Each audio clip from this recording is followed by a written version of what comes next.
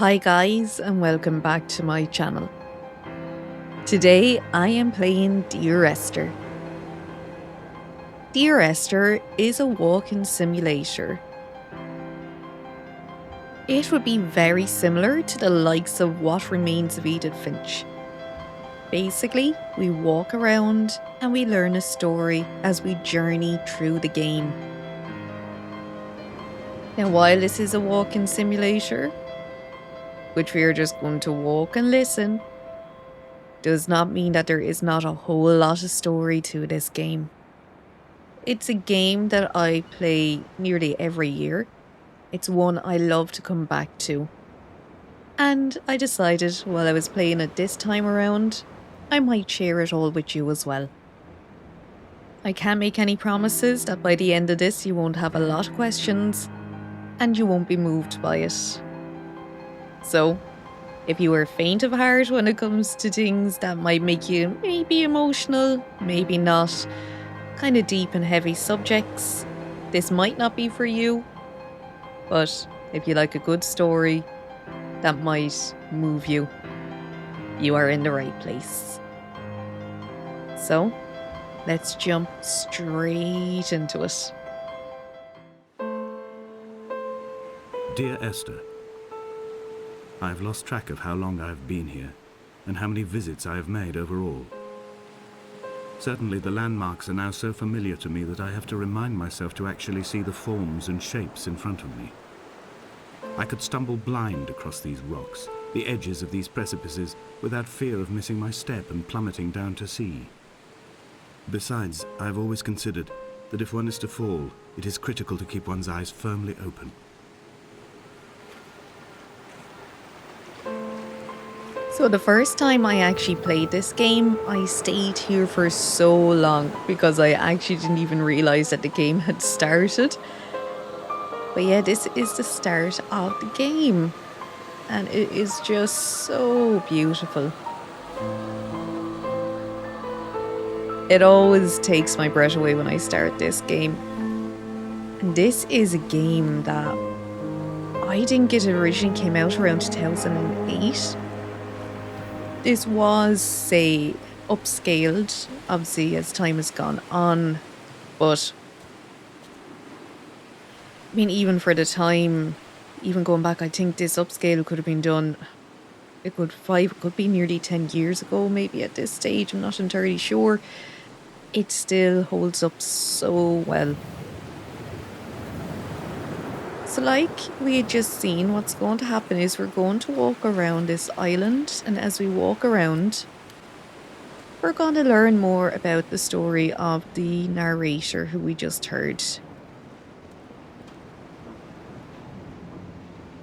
Like I was saying, it is very similar to What Remains of Edith Finch. If you've played that game, it is a walk-in simulator.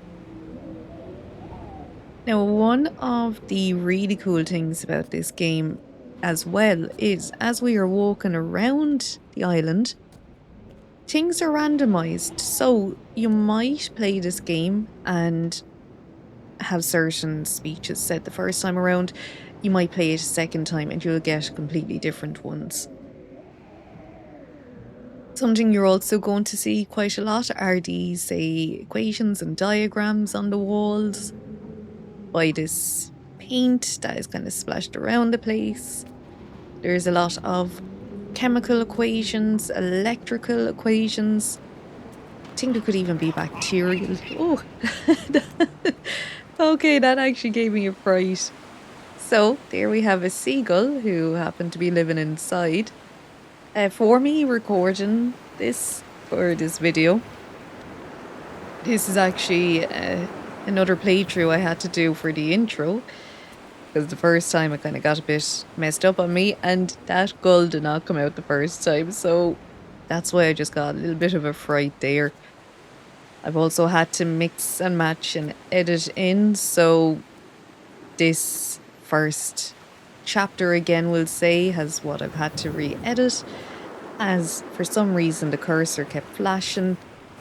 From the second chapter onwards is the original playthrough, so if there's any discrepancies between the two, That is honestly why. The first chapter, when I got to the second one, because this game is in 4 parts, 4 chapters, I got to hide the cursor on OBS for the recording. So, yeah, I might reference things that haven't happened Donnelly here. reported the legend of the hermit, a holy man who sought solitude in its most pure form. Allegedly, he rode here from the mainland in a boat without a bottom, so all the creatures of the sea could rise at night to converse with him. How disappointed he must have been with their chatter. Perhaps now, when all that haunts the ocean is the rubbish dumped from the tankers, he'd find more peace. They say he threw his arms wide in a valley on the south side, and the cliff opened up to provide him shelter. They say he died of fever 116 years later. The shepherds left gifts for him at the mouth of the cave, but Donnelly records they never claimed to have seen him. I have visited the cave and I have left my gifts, but like them, I appear to be an unworthy subject of his solitude. So, Donnelly is a name you will see a few times in this game as well. He comes up quite a lot. There's a paint can. But yeah, it's all randomized, so like that gull might not always come out. When I was trying to do this the first time, when I recorded this the first time, when you come in here, we'll see if it happens. There was a flashing light, but it might not be there this time. We will see though.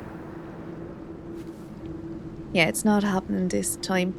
But that is the cave that he was just talking about there. That they would leave the offerings for the hermit.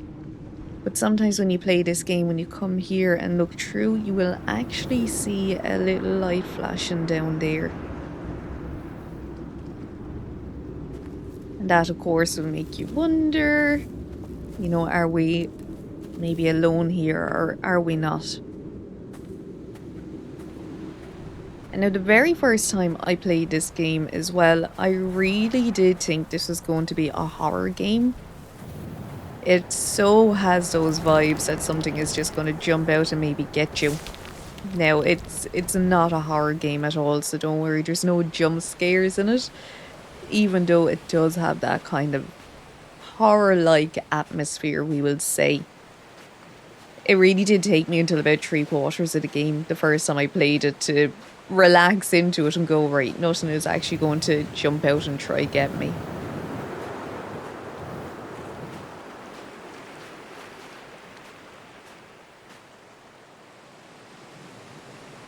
One of the things I really do love about this game, obviously, is the story behind it. But the other thing is the atmospherics that they managed to generate in it. I mean, even the sky is stunning, the sounds. It really does make me feel like I am at an isolated beach somewhere, just listening to the sea and the waves and the wind. Those islands in the distance, I am sure, are nothing more than relics of another time, sleeping giants, somnambulist gods laid down for a final dreaming. I wash the sand from my lips and grip my wrist ever more tightly. My shaking arms will not support my fading diaries.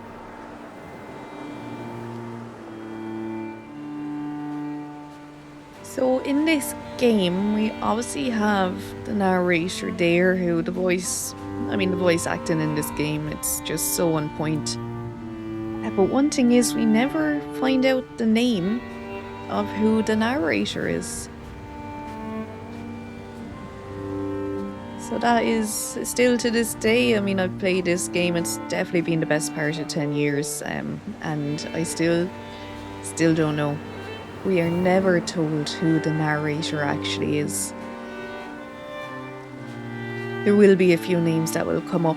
Obviously, Esther, Donnelly is another one. And as we progress through, we'll find out other names as we go. But Dear along Esther, with this... I found myself to be as featureless as this ocean, as shallow and unoccupied as this bay, a listless wreck without identification. My rocks are these bones, and a careful fence to keep the precipice at bay. Shot through me caves, my forehead a mount. This aerial will transmit into me so. all overexposed, the nervous system, where Donnelly's boots and yours and mine still trample. I will carry a torch for you. I will leave it at the foot of my headstone. You will need it for the tunnels that carry me under. Yeah, so as we're seeing, he is starting to address things, or he has been addressing them to Esther, Dear Esther. We come up here, then we see there's some like tires, wheels. We sadly can't go up that way. But yet again, if you come back, or if you decide to maybe play this yourself, if you come back here, second playthrough, there'll be different things there. The first time I played for this recording even, there was a different car part there, a car door and a tyre. So if you really, really want to find out the full story of everything that happens, replaying it a few times really does help. But yeah, it is not a horror game, and even on the Wikipedia for this game, they say it's an action game, but you don't do anything besides, it's literally the W button and the mouse moving. That's it. There's no real interactions. You can zoom in, and that's about it. So I don't think I would even say it is an action game. It literally is like a storybook come to life. And what you're reading, we're learning about people, we're learning the story as we go around. It's a storybook with atmosphere. It won't be everyone's cup of tea, but I am a sucker for a good story and anything that might move me or make me emotional, I suppose, as weird as that sounds, and especially anything that is so, this is so hard to describe, but anything that is so heavily poetic, if that makes sense. Like, the writing is really moving, it's thought-provoking.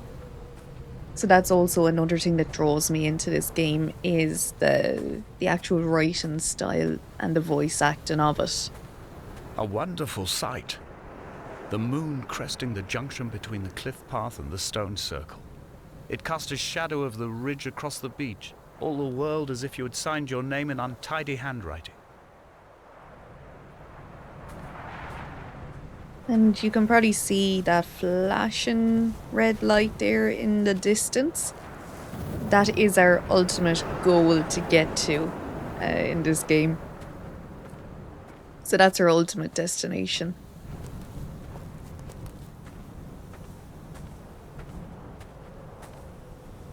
So after starting at the start of the island, and that is the end point of it. The end point and the highest point of it. When someone had died or was dying, or was so ill they gave up what little hope they could sacrifice, they cut parallel lines into the cliff, exposing the white chalk beneath. You could see them from the mainland or the fishing boats, and know to send aid or impose a cordon of protection, and wait a generation until whatever pestilence stalked the cliff paths died along with its hosts. My lines are just for this, to keep any would-be rescuers at bay. The infection is not simply of the flesh.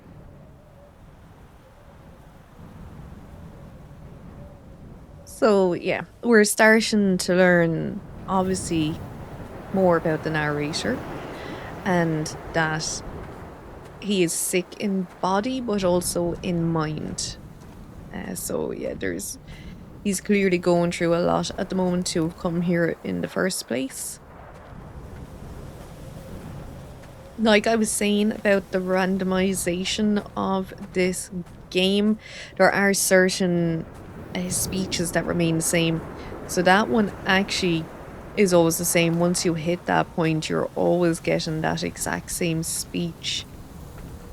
A couple of the other ones that we've already come past weren't. Shepherds. There was no love in the relationship. Donnelly tells me that they had one Bible that was passed around in strict rotation. It was stolen by a visiting monk in 1776, 2 years before the island was abandoned altogether. In the interim, I wonder, did they assign chapter and verse to the stones and grasses, marking the geography with a superimposed significance that they could actually walk the Bible and inhabit its contradictions? Okay, so I actually don't know if I've ever got that one before, and that is actually quite interesting. Like I said, this first chapter that I'm playing now, I had to redo again. So you'll see further on, I mean, it will be slightly different. But when we get to the second part, you will see at one stage I will go around the tanker and down to the side, and there's a little stone symbol. And all my years playing this game, I've never actually come across that part before. It now makes more sense to me that there's some of the little symbols left around the place are actually now to do with those Bible verses. So I think even in it, I will say I don't know what it is, which I don't. But now we know. Now we know that's what it actually is. Like that, every time I play this game, I learn something new with it. I don't know how many options there is for randomization. I think it is on the Steam page, or there could actually be a YouTube video that someone made before that it had all the lines in it. Now, the only Dear thing... Esther, I met Paul. I made my own little pilgrimage. My Damascus, a small semi-detached on the outskirts of Wolverhampton. We drank coffee in his kitchen and tried to connect to one another. Although he knew I hadn't come in search of an apology, reason or retribution, he still spiraled in panic, thrown high and lucid by his own dented bonnet. Responsibility had made him old. Like us, he'd already passed beyond any conceivable boundary of life. Yeah, no, I completely forgot what I was just about to say. I can't remember. Yeah. Whatever it was, it clearly wasn't that important. If I need to finish it off when I'm editing this, I'll put a comment down below, just in case. Now, this is the cave that he was talking about. This seer, this distant historian of bones and old bread, where did he vanish to? Why? Asked the farmers. Why? Asked Jacobson. Why bother with your visions at all, if you're just to throw your arms up at the cliff and let it close in behind you and seal you into the belly of the island, a museum shut to all but the most devoted? Okay, yes, I think I remember. I don't know how many randomizations there are. Sorry, yes, there was a YouTube video. The thing with the YouTube video though is I can't remember if it was to do with the old game. I remember I saying there was one out like 2008, and this new one, but when they redone this they added in some new lines to it. So he was saying that he left his offerings. Now it's not in the form of fish or bread, we'll say, but it seems his offerings for the hermit were these pictures. So I think that is like something to do with maybe neurons or cells. We have more diagrams, equations. I don't think that is electrical. I think that would be maybe chemical. And we have sea creatures.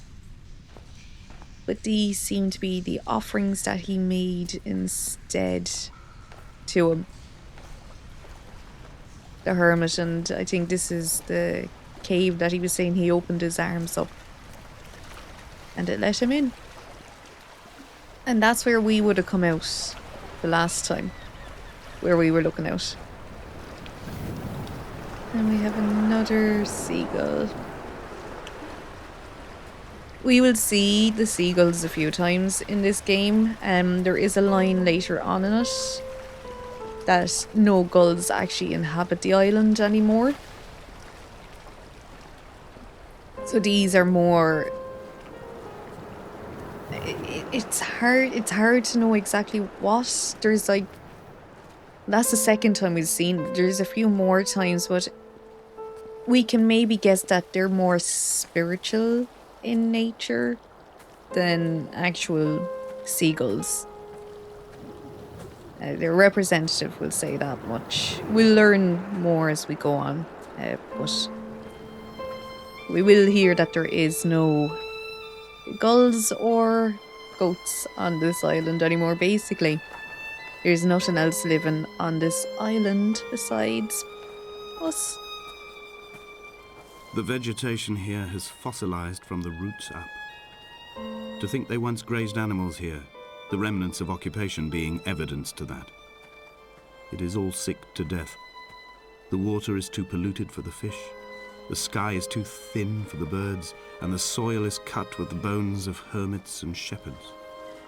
I've heard it said that human ashes make great fertilizer, that we could sow a forest from all that is left of your hips and ribcage, with enough left over to thicken the air and repopulate the bay. So yeah, even he is starting to say now how there's so much sickness on this island that it can't be done. I'm assuming that may be the one Bible that he was talking about. And just a stone circle.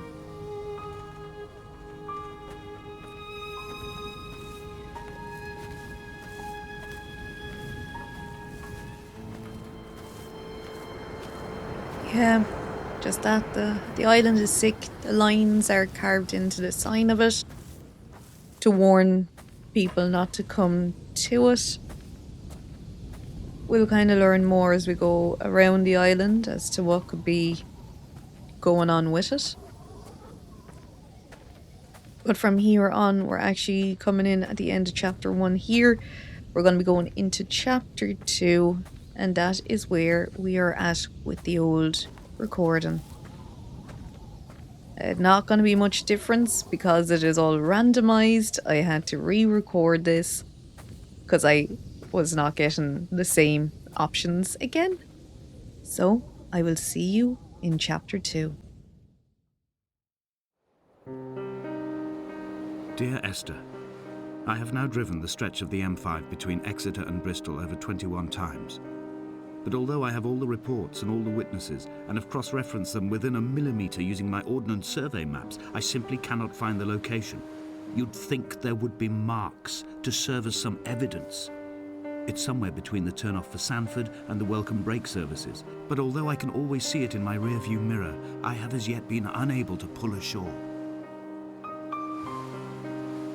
So yeah, as you're starting to maybe pick up, there is some linkage between maybe an accident and Paul with his dented bonnet, and the fact that the narrator is going back and forward over this one spot trying to pick the location of where it happened. Now what I'm going to try to do here is, as we go along, you may not notice it as first, but I know I said it's not a horror game, and it isn't, but there are some ghosts around this island. And if you were looking where they are, you can see them. It is also a bit to do with timing. Sometimes you will see them, sometimes you won't. So I'm going to try my best to capture them for you. The first one should be straight up along here as we were walking, and see we have the flashing light out there as well to bring us this direction. It could be on this path or one further down. We will see though.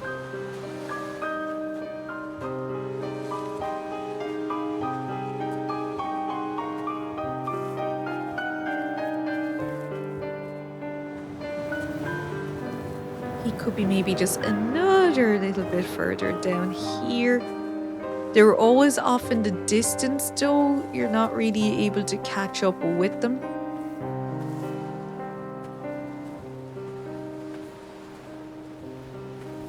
We'll have a look down. I will zoom in on the editing if we can't see it as easily here. Let's see, is he down there? Sometimes they don't show. Maybe not this time, eh?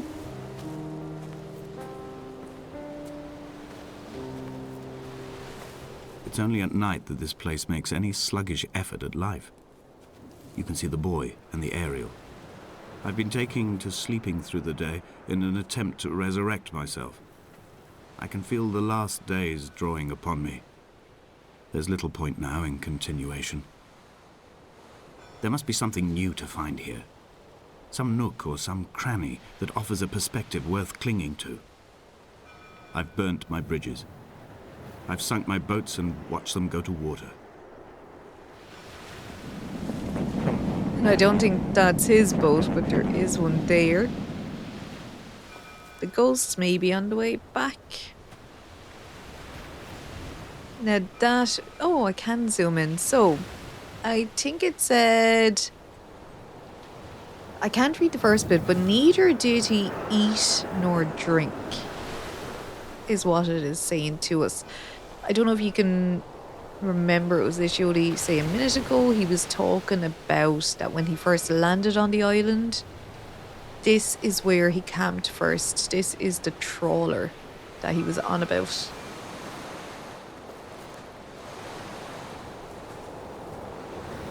But yeah, as I said, this game is randomized. Sometimes there's ghosts there, sometimes there's not. If I play this again, the ghost may be there. I also think because there is different editions of the game, people to be trying to find them. I think they do have them in different locations.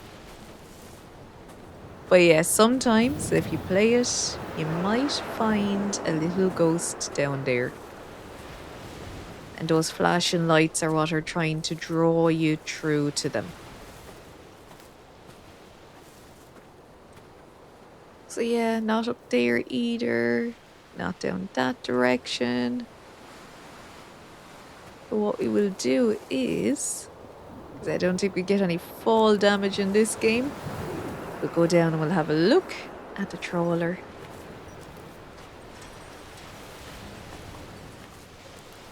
I keep expecting him to show up. So this is the overturned trawler. And we don't really know what the cargo is. It is all a mess, but there is more of those paint tins. I think he did say as well there was maybe yogurt. That also was in this shipment that he was talking about. If you didn't know any better, you really would think that this was a horror game. And the first time I played it, I honestly was expecting things to just jump out at me constantly. No. Obviously, I've told you it's not, because it isn't. But yeah, when the first time you're playing it, you're definitely like, how is this not a horror game?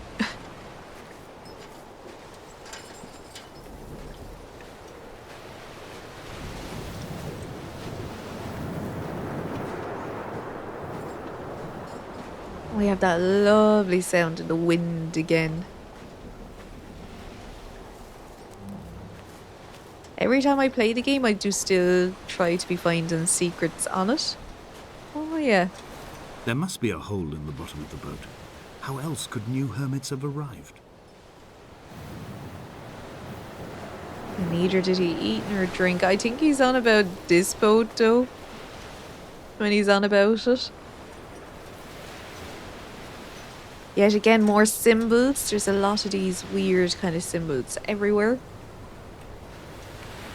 And we can still see the flashing light up there. So we're going to start making our way again towards it.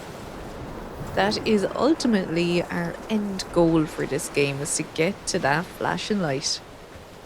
Kind of like we're moths, nearly.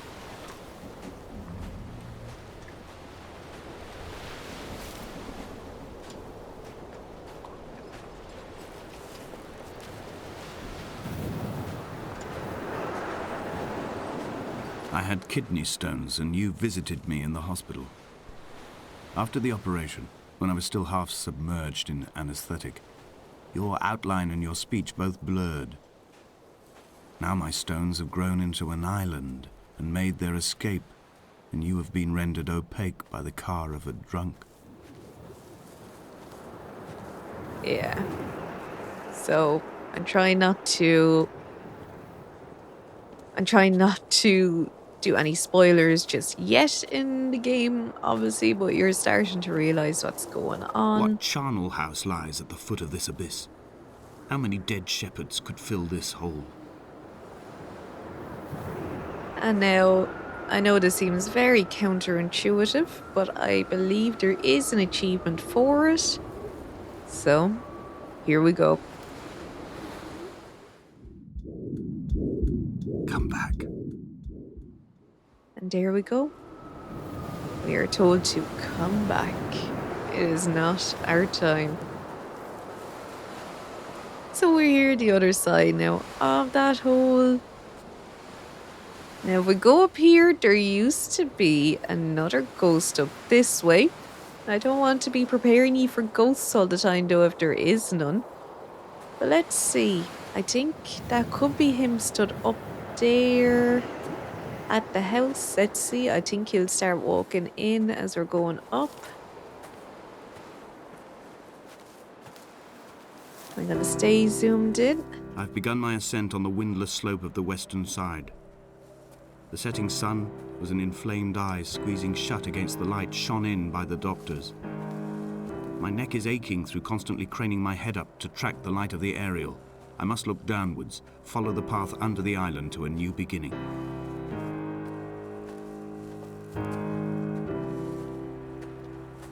I'm really now hoping that isn't a door or a window. I'm nearly 100%.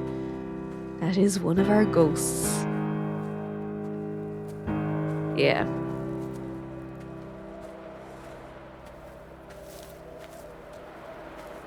The bothy was constructed originally in the early 1700s. By then, shepherding had formalized into a career.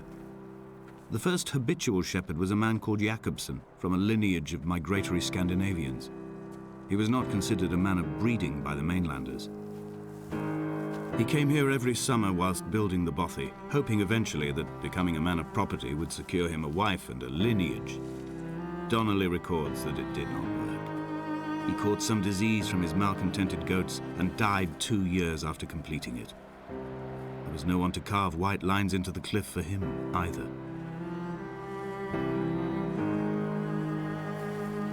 Yeah, there's a few names. I do get kind of confused with them all. Jakobsen seems to be like that, someone who just lived on the island as well. Long before he wasn't the hermit. Maybe he was a hermit technically. I mean, he was living here on his own. This is where his poor goats would have been. Not entirely sure what that pile is. Yet again though, more chemical or electrical equations. And yeah, that was our little ghost friend, as you saw, who went into the bothy, which is just like a small, I think it's like a house. It's really a fisherman's term. You know, a bothy, it's like a small house by the sea. Scotland, Ireland would be fairly linked with our Celtic roots. So we'd have a lot of kind of similarities. When the oil lamps ran out, I didn't pick up a torch, but used the moonlight to read by. When I've pulled the last shreds of sense from it, I will throw Donnelly's book from the cliffs and perhaps myself with it. Maybe it will wash back up through the caves and erupt from the spring when the rain comes, making its return to the hermit's cave. Perhaps it will be back on the table when I wake. I think I may have thrown it into the sea several times before. So this is where he was living at some stage as well, as we can see by the clothes up here. Everything is rusted. But here is an ultrasound. Like I was saying, sometimes you will find that in the house at the start where the cards were on the table. And Another ultrasound there. Can't even make out the name on it to see whose ultrasound it is. But I'm sure you're starting to guess it may have been his, or it may have been Esther's. Now, I also think there's a little ghosty out here as well. That would come out. And a seagull. And I think, yeah, he'd fly over there. I'm not too sure if our little ghost friend in there will move. Pretty sure he does. I can't remember what way I have to walk. Or maybe he doesn't. That might just be a little hole in the mountain. Well, I'm pretty sure that it is one of our ghosts. Have a quick look in here. He's still there. But yeah, more sea creatures. This also could have been where the goats had lived too. Yes, Scotland and Ireland would have a lot of similarities with our Celtic roots.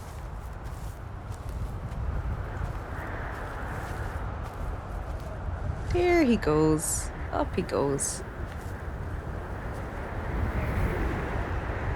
Our little ghosty friend.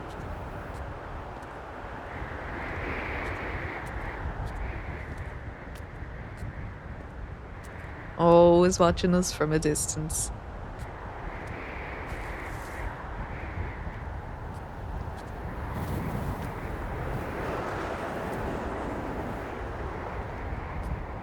I know I keep going on about it, but this sound is just so relaxing.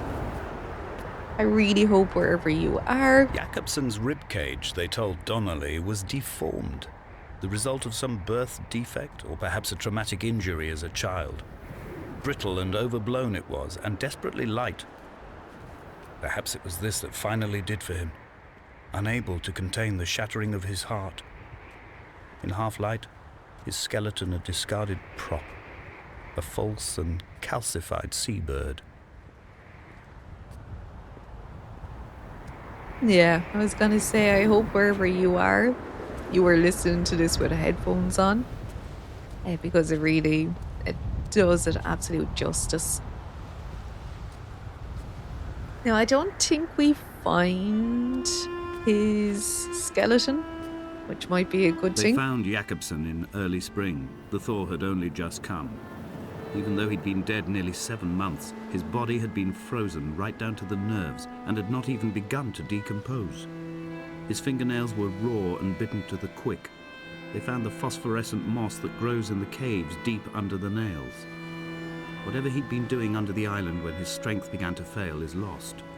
He'd struggled halfway up the cliff again, perhaps in a delirium, perhaps trying to reach the Bothy's fire before curling into a stone and expiring. Yeah, so we knew he had passed alright, just giving us more details. For anyone who's playing this on Steam, I believe there is an achievement for going down here. It could be one of the trophies is down this way. I can't remember what else. Oh, it's this urn. It should maybe blow. Yeah. I think I may have missed some already. I think there could be 4 on the island, 1 for each chapter. It could also be 4 for each of the people that were here, maybe, because we have Donnelly, we have the narrator, and we have Jakobsen as well. Can't remember if there's a 4th person that was actually on this island. I'm sure there would have been. I just can't remember if they say about it. And they were on about a rib cage. This is more, I suppose, just like symbolism of a rib cage. I don't know what they actually call it on a boat. It's like the rib cage of a boat, you would almost think. But yeah, there's just a lot of symbolism through this game, and this would be one. Just like a rib cage.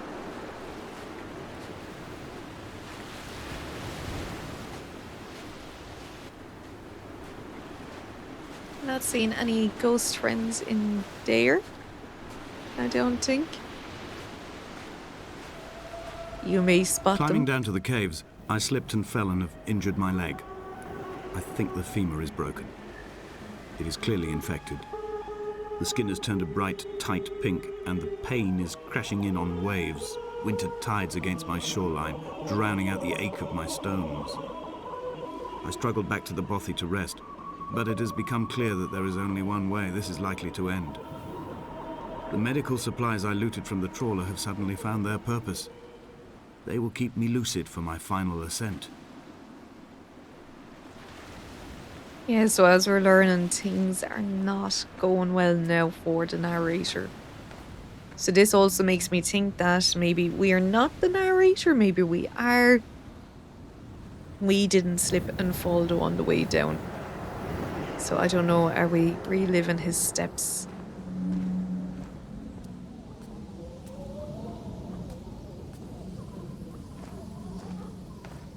There also isn't a whole lot up here. This is just another one of those, if you're looking for little secrets around the island, you'll find some.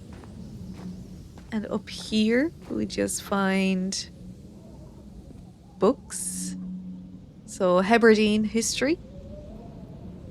A lot of them. That's a map of the island, I would be assuming. And it's just a suitcase with clothes in it. Whose? We don't know. Another map. Yeah, there's lots of maps of the island. And now sometimes, say... Oh yeah, look, a letter. I wish I could read these to see what they had actually said on them. Sorry, yes, sometimes if you're playing this, if you come back yet again, randomization, I'm pretty sure there's parts of a car that can be up there as well as the suitcase. So the underneath of a car, tires, kind of like before where there was the door of a car. When it's randomized, yeah, there can be other things up there as well. So we are going to go into this cave now, and this is when things start get a little bit trippy going forward. The first thing, which I don't know if you're starting to guess it already. Who lit that candle? Where did that come from? We have to start asking the question. There's a candle lit here. Who else is here? But we have only one way to go, I'm afraid, and that's down.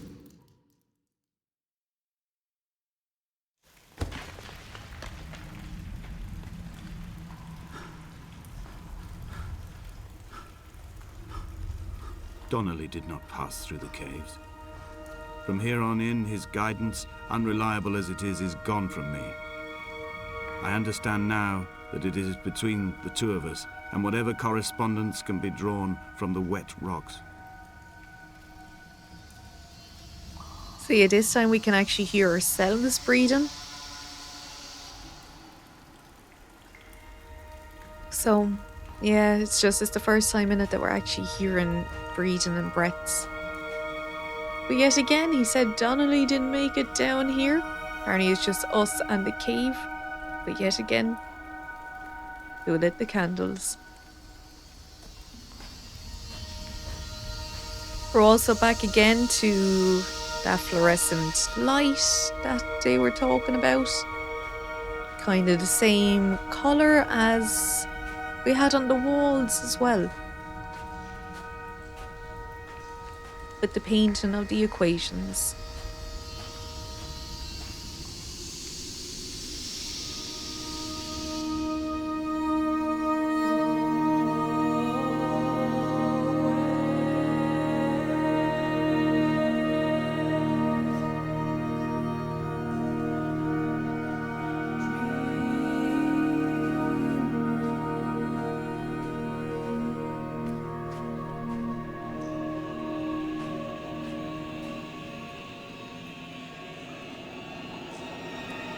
There is no other direction, no other exit from this motorway. Speeding past this junction, I saw you waiting at the roadside, a one last drink in your trembled hands. But yeah, we don't know who he's talking about there. Don't think it's Esther though.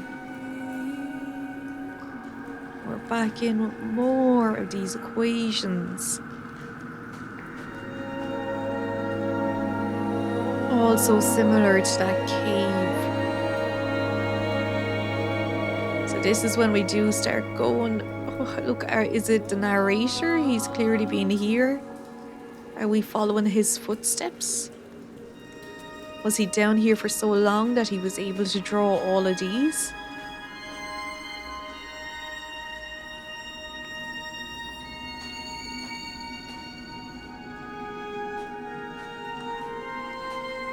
I know I said it already, but there's still questions I have. There's still, if you go on to, there's a Steam page for it. There's still people trying to summarize what actually happened here.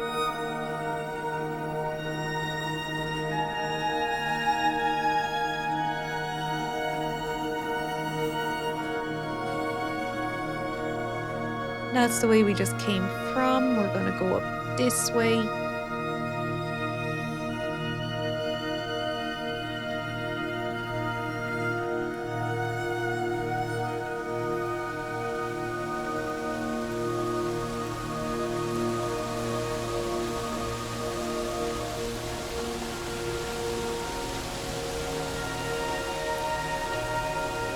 It is beautiful, but I wouldn't want to be stuck there myself either. I think we've only one way to go, my friends, and that is down.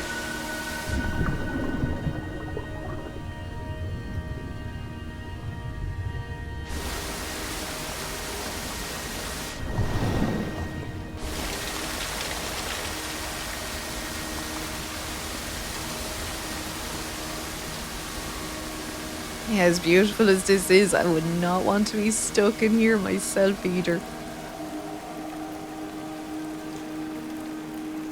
Yeah, we're clearly not the first to make this journey.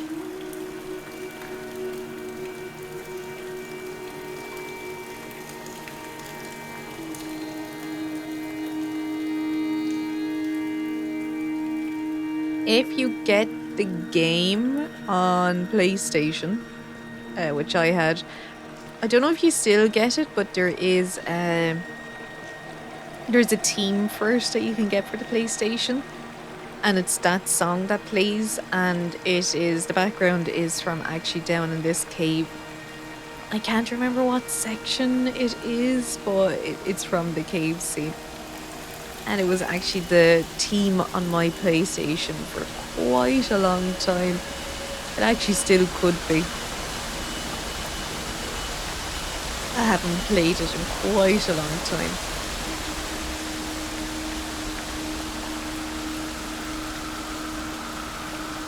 I'm trying not to fall in again. And clearly, this is the way we're meant to go, as the candles are lit for us.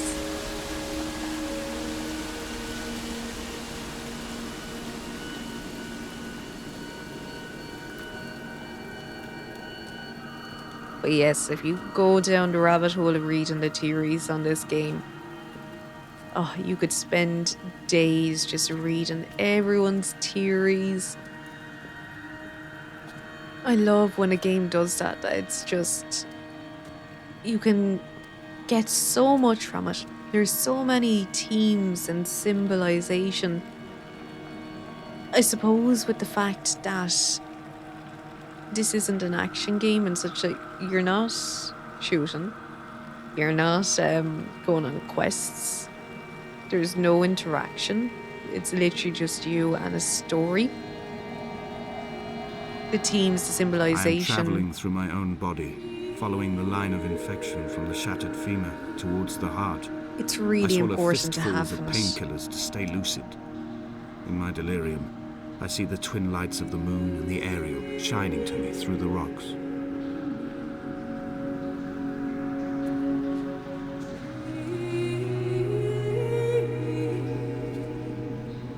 more symbols.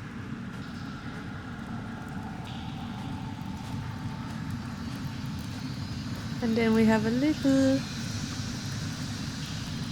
paper boat. But I don't see anyone up there. We'll just follow it down a bit. Along with the sea creatures. I'm actually surprised we don't have a torch yet. We might have a torch in a minute. If we come down here, we can't get much further, but yeah, there's a few paper boats just floating away down there.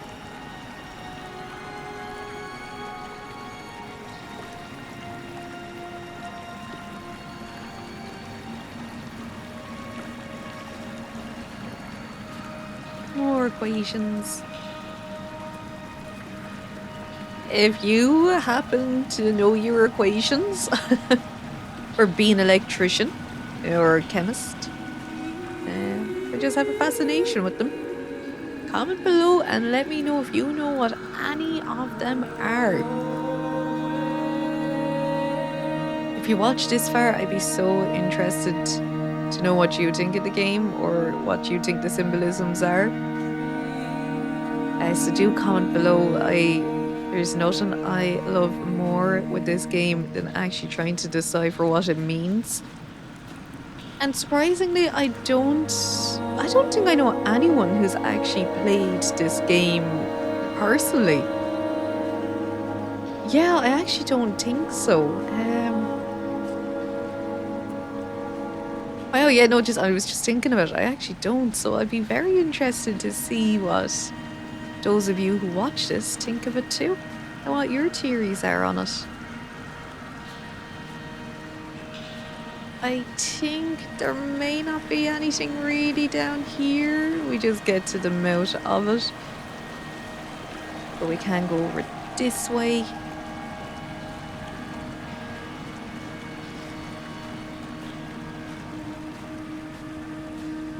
And then, yeah, we just come here. There's the other urn. So if you're looking for that, there's another one.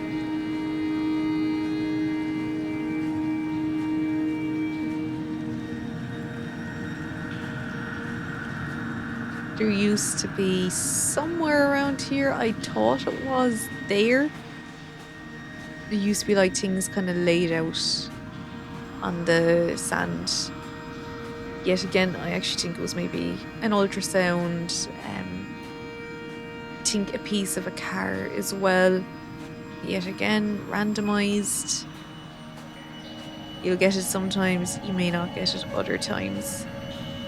Oh, so that team I was on about, actually, if I remember correctly, I think it was down there. I think that's what the team was. Or it could have been up this way, but it was one of those two views. Now that I remember. So our main goal now is, as our narrator said, it's a section.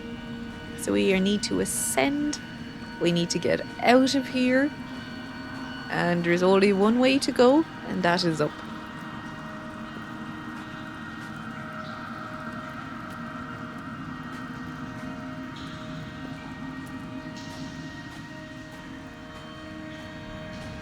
They have another game as well, which is also very similar to this. It's a walking simulator anyway, storytelling.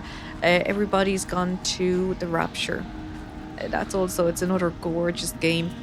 Same producers, game designers, and the same composer as well. So it's another gorgeous one. I will hold the hand you offered to me, from the summit down to this well, into the dark waters where the small flowers creep for the sun. Headlights are reflected in your retinas, moonlit in the shadow of the crematorium chimney.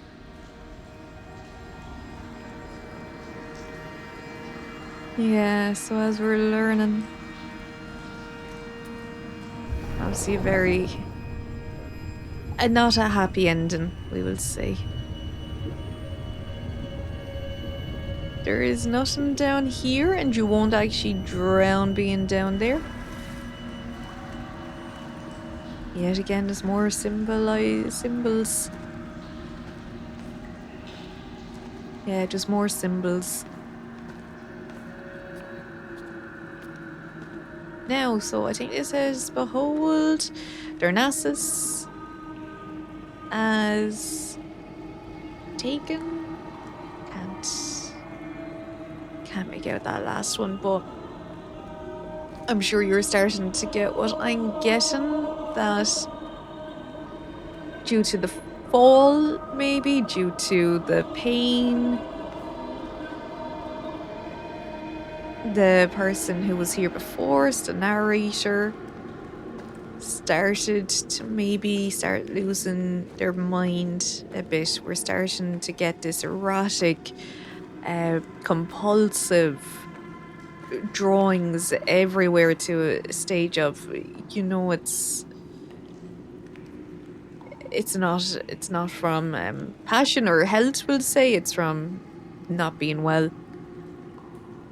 I think this is away from being a city. So just like isolation. Find it. It'll be, yeah. See, some of it you can make out, some you can't. Maybe you can make this out. And it shall be something heap, I think. Yeah, let me know if you can make out what that was saying. A lot of it's to do with, I think, religion. There's a lot of religious. There's kind of the main ones that you will see is sea creatures, electrical symbols, and a lot of religious phrases.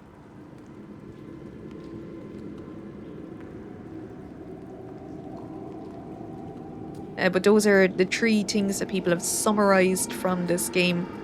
Obviously, cars is another thing we see a lot. Books, ultrasounds, these are all just symbols throughout the game, just linking everything together.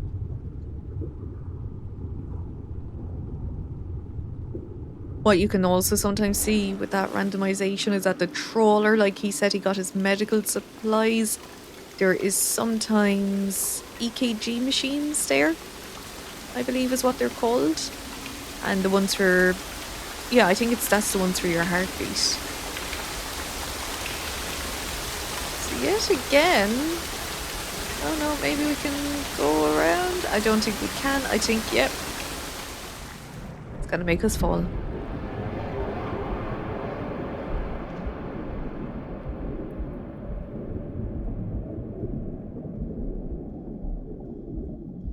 So, in case you don't know what a English motorway looks like, this is what it looks like. And we have a car door, and we have a hospital bed with coins on it. Sometimes there, with our randomization, there can be ultrasounds as well.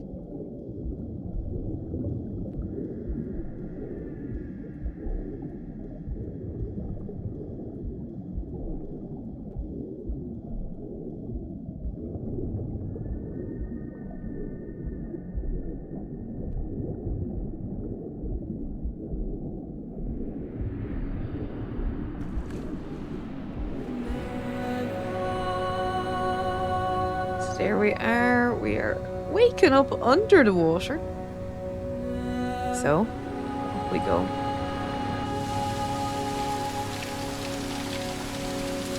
And this is our way out.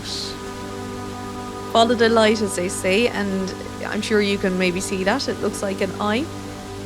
Remember, he was saying the moonlight was reflected in her eyes, along with the headlights. Going out the crematorium chimney, so that's like the chimney that we were looking at up there. And this is like her eye reflecting the moonlight.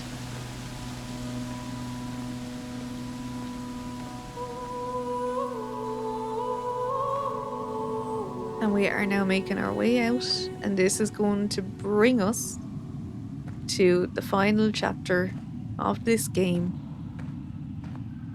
Our final ascension to the light.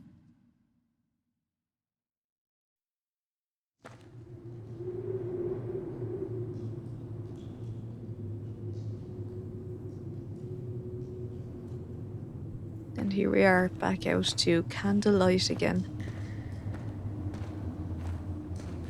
And what I consider the most beautiful section of this game. They really ended it on a high. There is her beautiful moonlit reflecting eye. You can start this out any way you want. I'm going to start out this way. And we'll make our way around.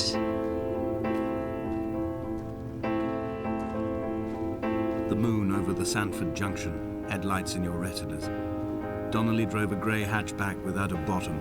All the creatures of the tarmac rose to sing to him. All manner of symbols crudely scrawled across the cliff face of my unrest. My life reduced to an electrical diagram. All my gulls have taken flight. They will no longer roost on these outcrops. The lure of the moon over the Sandford Junction is too strong. Yeah, this bit is so stunning. This whole area. So as we can see, we don't know how he managed it, but he managed to do quite a lot. I've taken screen grabs. I've made videos for this on my other channel before. And this would make such a pretty desktop picture. I'm actually just leaving it here for a second because I'm going to make one for myself out of this. It's just so stunning.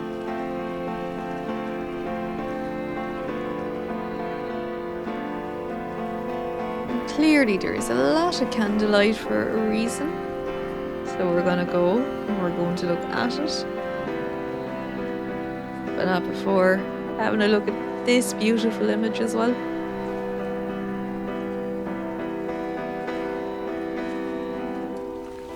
And the big, beautiful full moon that we have.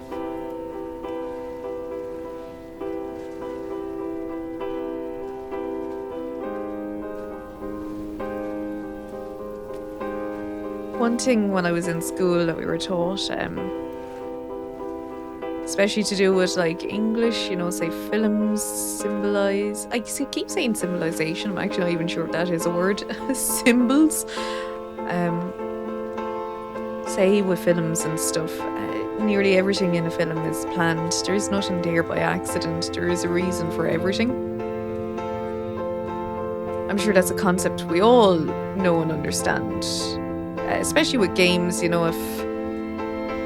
there's a light there, there's a reason for it. It's clearly trying to bring you to see something. It's trying to show you something.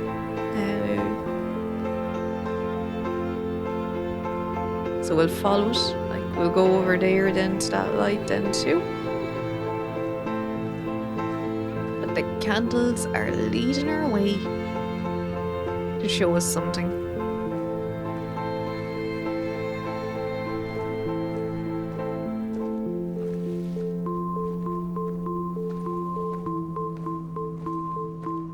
And that bit of music, it's like a heartbeat monitor.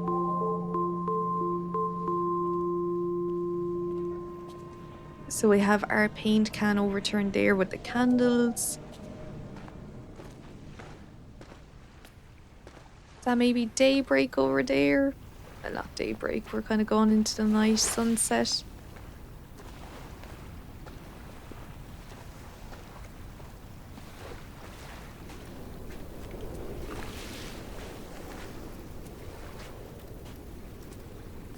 I don't know if these are like our lines. Remember the lines he was saying are carved into the cliff face.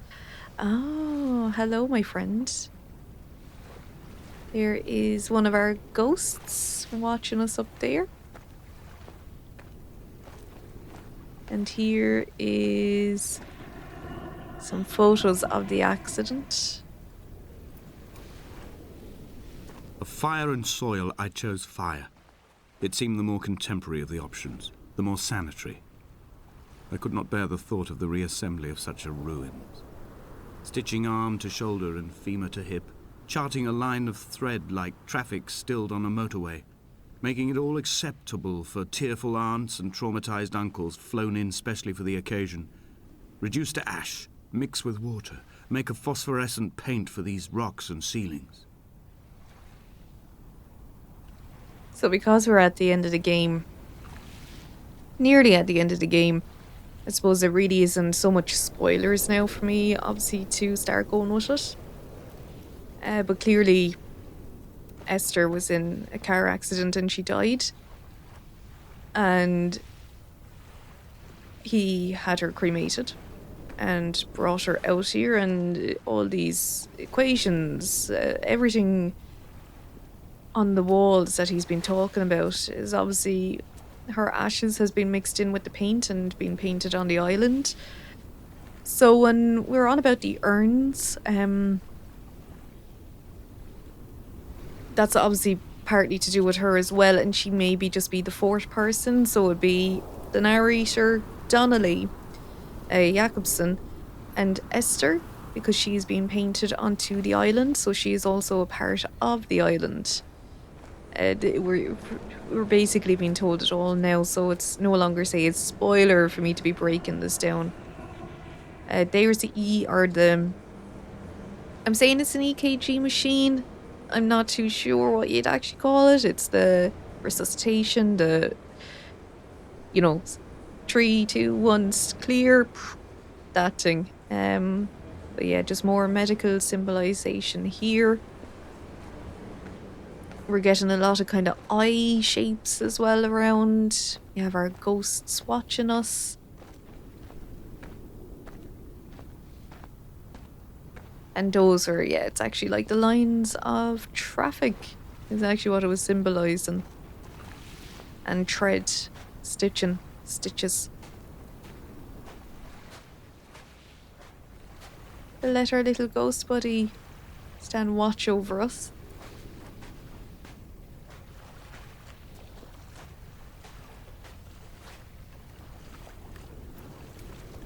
And here we go again. Chemical equations, electrical equations. Yet again, if you're someone who knows anything about equations, let me know. And we are assuming that is Esther.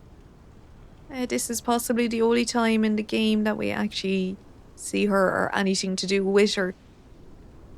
Yet again, we can just summarize that that is her, so that is Esther. And there is our destination.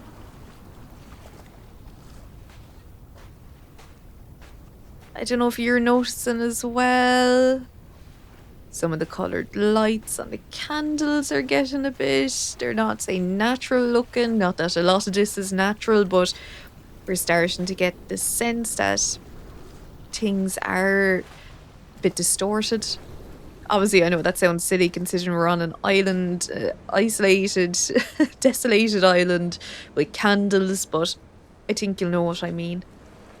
And there is parts of a car.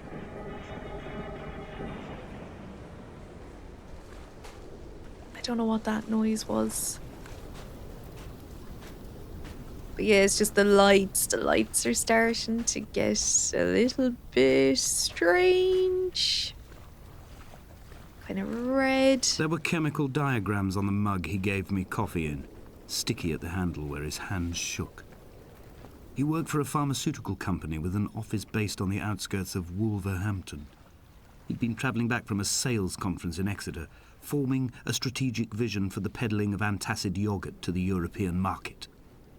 You could trace the connections with your finger, join the dots, and whole new compounds would be summoned into activity.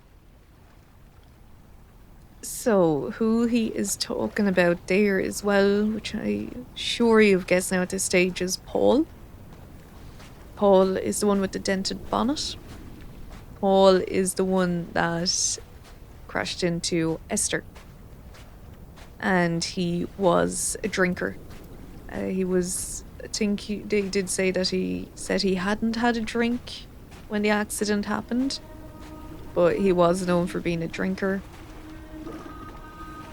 Yet again, things are all being linked. The antacid yogurt was also, I think, being carried on the trawler. I can see my armada. I collected all the letters I'd ever meant to send to you, if I'd have ever made it to the mainland, but had instead collected at the bottom of my rucksack, and I spread them out along the lost beach. Then I took each and every one, and I folded them into boats. I folded you into the creases, and then, as the sun was setting, I set the fleet to sail. Shattered into 21 pieces, I consigned you to the Atlantic, and I sat here until I'd watched all of you sink. So obviously we are here and they haven't all sank, but these are our 21 boats of his armada. All the letters he had wrote to her, which of course now we're starting to get that what we've been hearing going along the island. Obviously part of like his diary, but his letters to Esther. And we have these big symbols, equations on the side of the actual mountain. I must say I do like that word, armada. And then in here, on a sudden light from heaven shone around him, and he fell to the ground.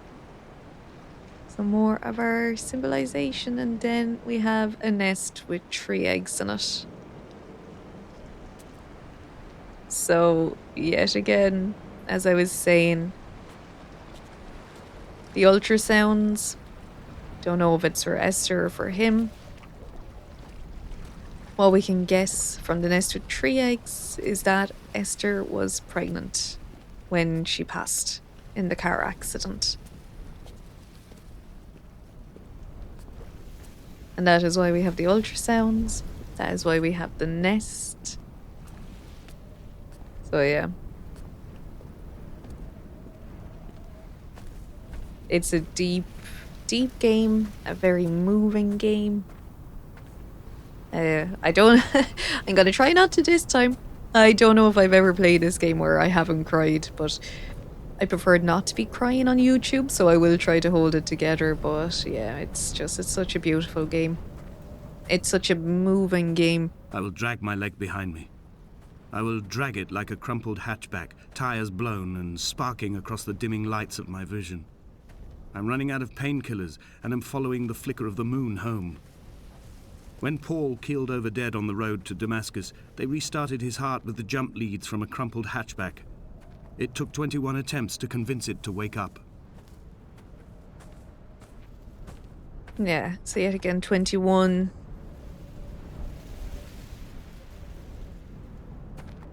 Maybe that was, before the actual accident.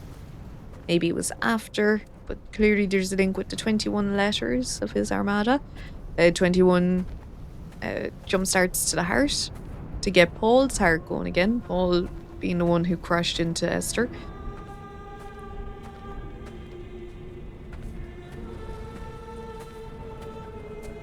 Yet again, we saw our ghost. I've begun my voyage in a paper boat without a bottom.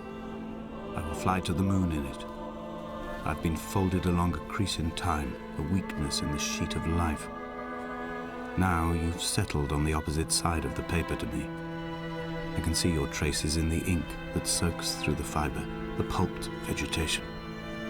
When we become waterlogged and the cage disintegrates, we will intermingle.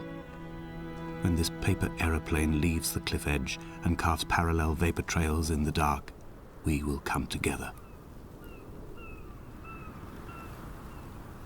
So yeah, it's a beautiful view up here, alright. This is where our ghost was. Still can't make out what's written there. They're like the vapor trails he was on about. There's not 21 of them. And as he was proceeding on his journey,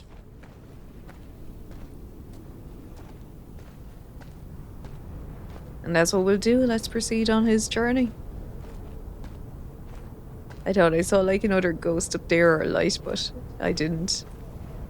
See, that no matter how many times I play this game, I'll end up seeing something different that I missed the first time around.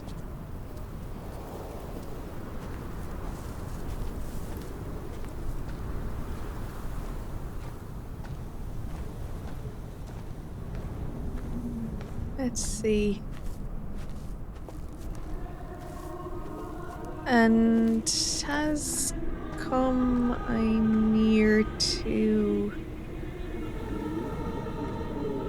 Don't know, things from here you'll start noticing. The music is very distorted.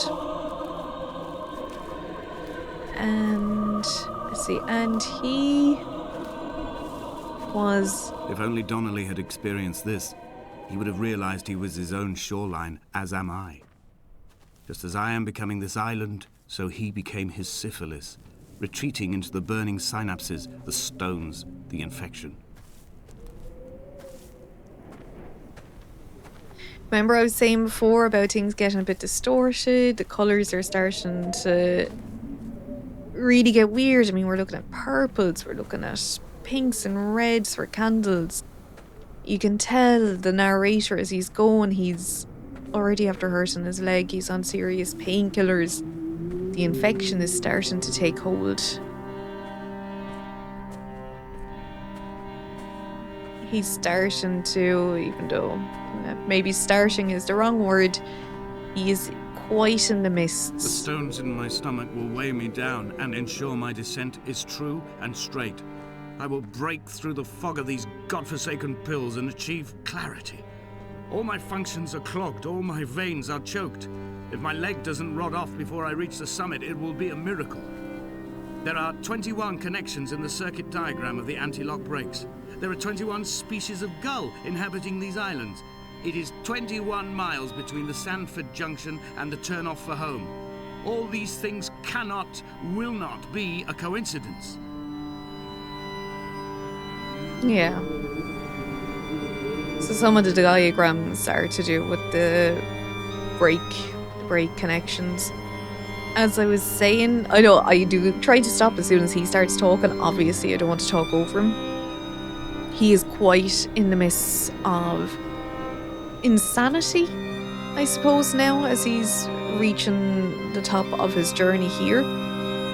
Obviously, due to the infection, due to being sick, he's in the midst of losing his mind, basically, at this stage. The music, you can hear it with the music. The distortion. And there are 2 rings, we're assuming wedding rings. A man's and a woman's. So what you assume is he came here, he took off the rings, looked out. More chemical diagrams.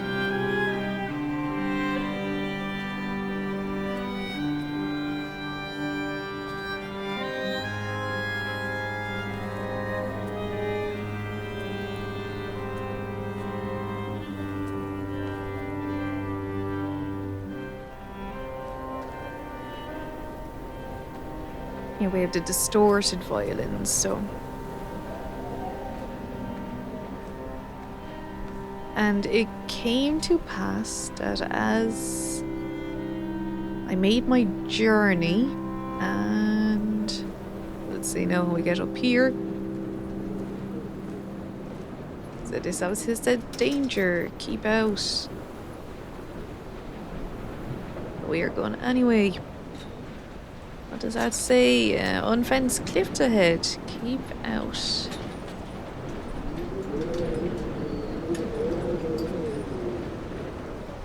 As I made my journey and was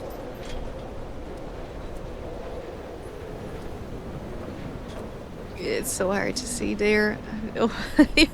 Better not fall off that cliff. Can't make out that last bit. Oh, we are very high up now.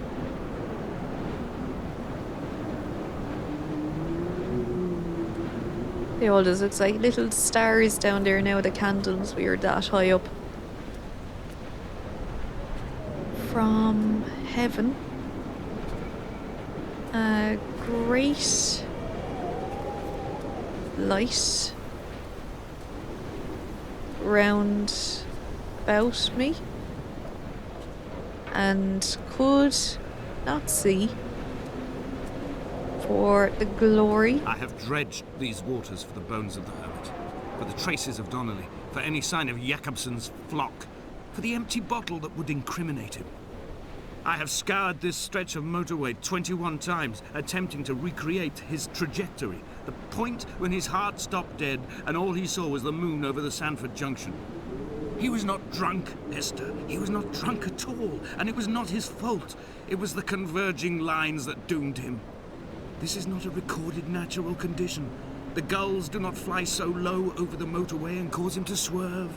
The paint scored away from his car in lines like an infection, making directly for the heart.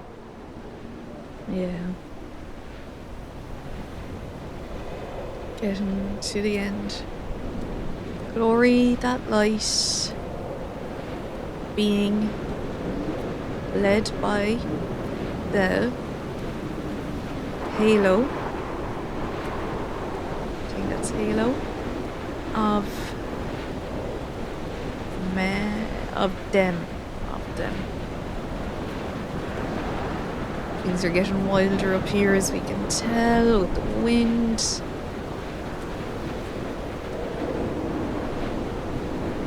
With me. So with me were that were with me.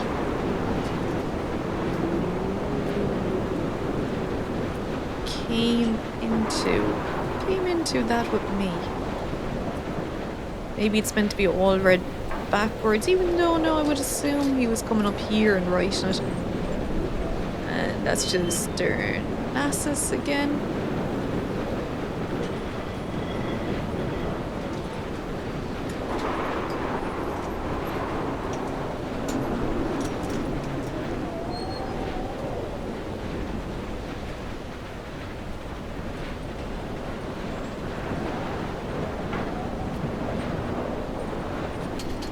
Run out of places to climb.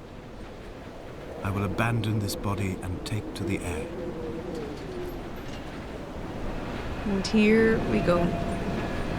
Dear Esther, I have burnt my belongings, my books, this death certificate.